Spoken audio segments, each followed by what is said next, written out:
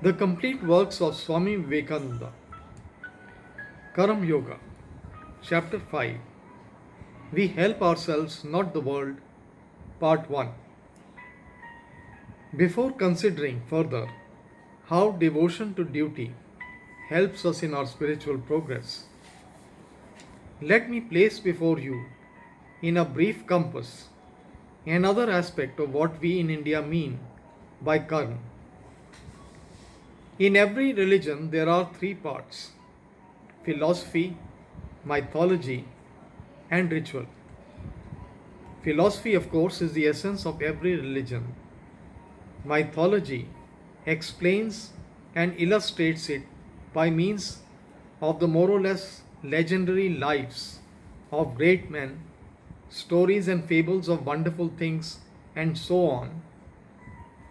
Whereas ritual gives to that philosophy a still more concrete form, so that everyone may grasp it. Ritual is in fact concretized philosophy. This ritual is karma. It is necessary in every religion because most of us cannot understand abstract spiritual things until we grow much spiritually.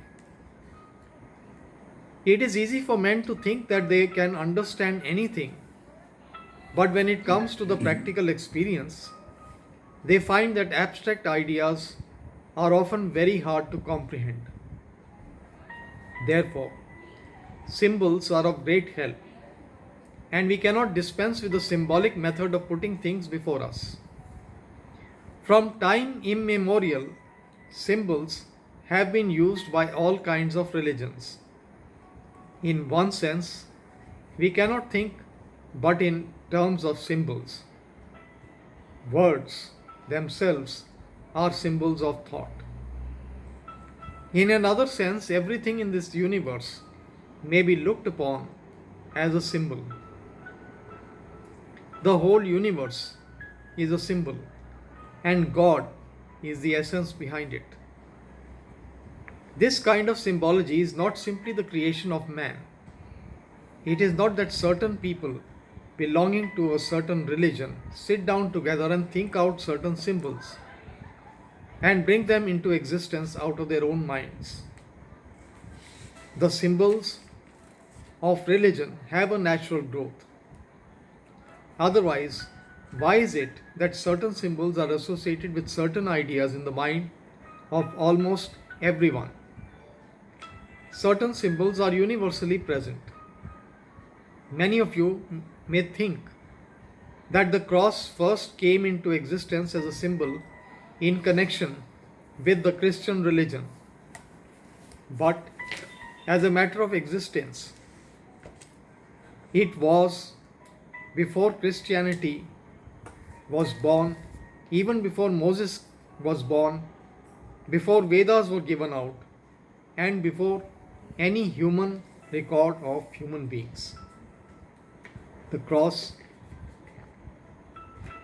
may be found to have been in existence among the Aztecs and the Phoenicians. Every race seems to have had the cross. Again, the symbol of the crucified Savior, of a man crucified upon the cross, appears to have been known to almost every nation. The circle has been a great symbol throughout the world. Then there is the most universal of all symbols, the swastika. At one time, it was thought that the Buddhists carried it all over the world with them. But it has been found out that ages before Buddhism, it was used among nations. In old Babylon and in Egypt, it has been found. What does this show? All these symbols could not have been purely conventional. There must have been some reason for them, some natural association between them and the human mind. Language is not the result of convention. It is not that people ever agreed to represent certain ideas by certain words. There never was an idea without a corresponding word or a word without a corresponding idea. Ideas and words are in their nature quite inseparable.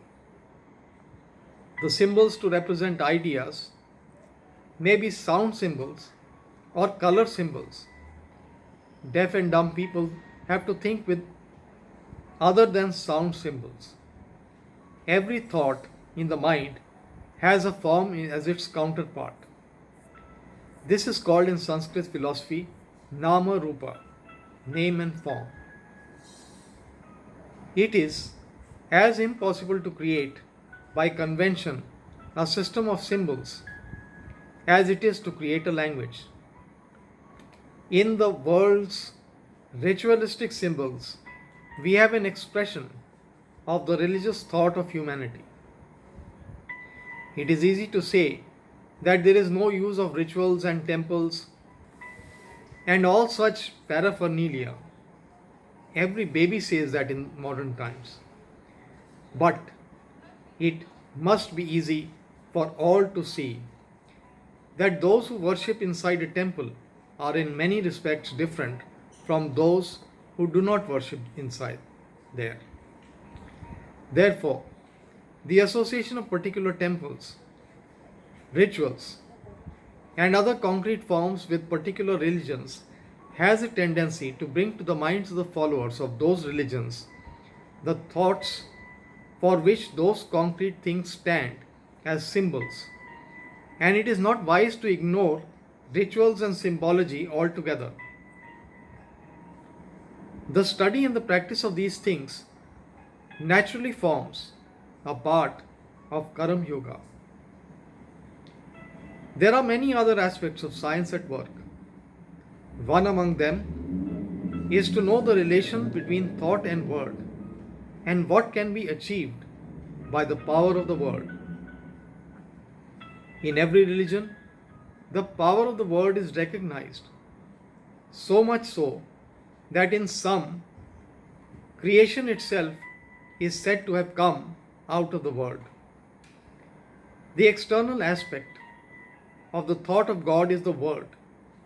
And as God thought and willed before he created, creation came out of the word. In this stress and hurry of our materialistic life, our nerves lose sensibility and become hardened.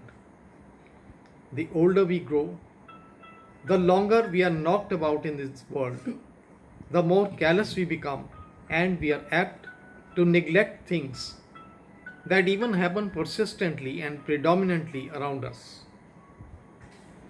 Human nature, however, asserts itself sometimes, and we are led to inquire into and wonder at some of the common occurrences. Wondering thus is the first step in the acquisition of light. Apart from the higher philosophical and religious value of the world, we may see that sound symbols play a prominent part in the drama of human life. I am talking to you. I am not touching you. The pulsations of the air caused by my speaking go into your ear. They touch your nerves and produce effects in your minds. You cannot resist this. What can be more wonderful than this? A man calls another a fool, and at this the other stands up and clenches his fist and lands a blow on his nose. Look at the power of the word. There is a woman weeping and miserable. Another woman comes along and speaks to her a few gentle words.